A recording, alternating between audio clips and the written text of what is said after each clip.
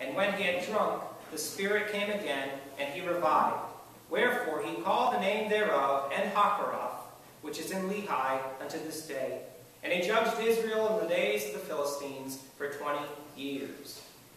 This is a pretty interesting story, and if you haven't read this or heard this story before, it's kind of crazy, but it is very interesting.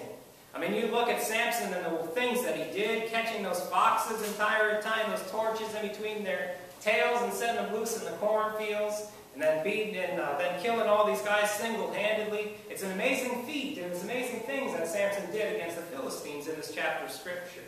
But when looking at this, I titled the message this morning, Samson Fights Fire with Fire. Samson Fights Fire with Fire.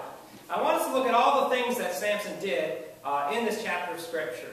And I know it's been a few weeks since we went over Samson, but we remember that his wife betrayed him at one of their marriage feasts, and he gave a riddle to the men of the marriage feast, and of course they couldn't come up with the answer, so they threatened his wife and said, we'll burn you up if you don't give us the answer, or get Samson to give us the answer.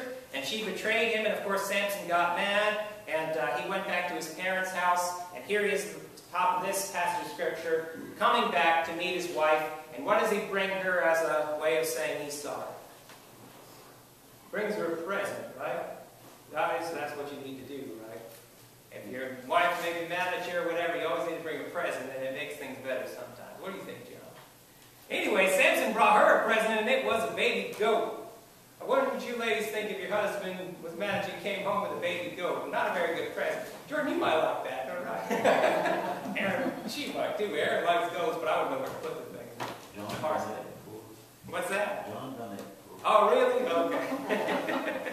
Well, usually flowers work better, boys. That's how there is to it. But anyways, so he came back into his wife, and obviously his father-in-law had betrayed him and given her unto his companion instead. So he said, I thought you hated her, so I gave her away to somebody else. You can have her younger sister instead. And this just made Samson mad. It made him angry.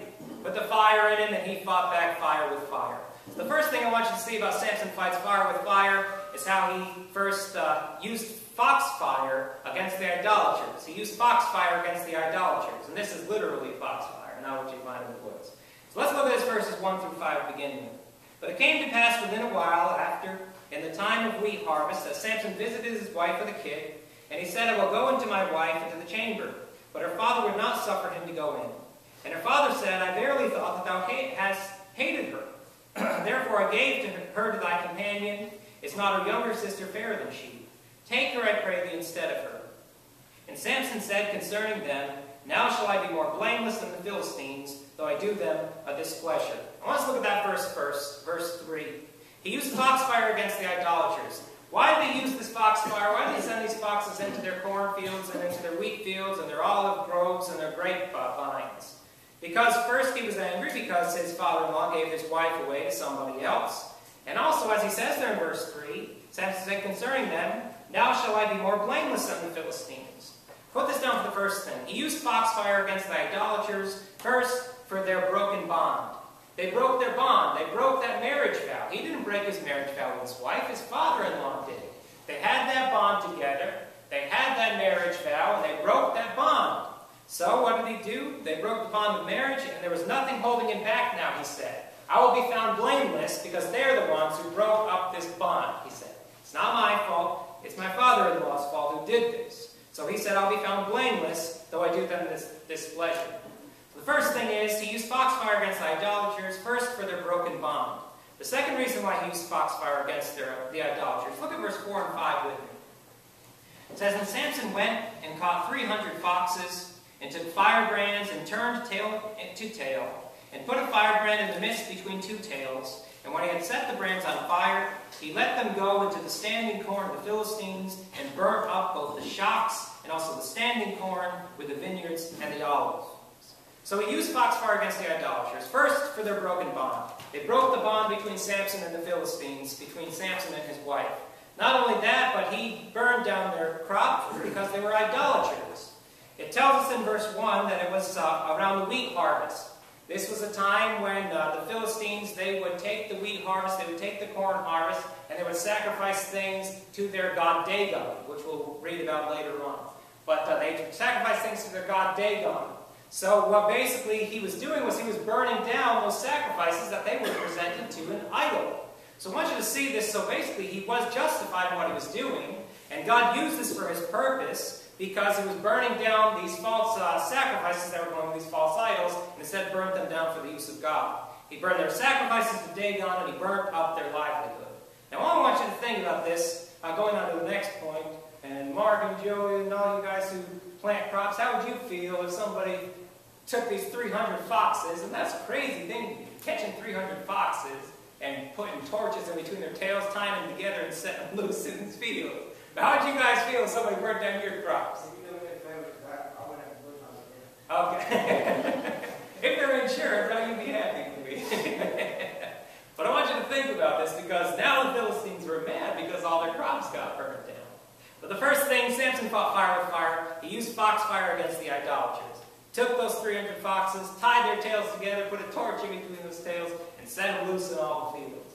Kind of a crazy way to do it. But anyway, so he used that fox fire first.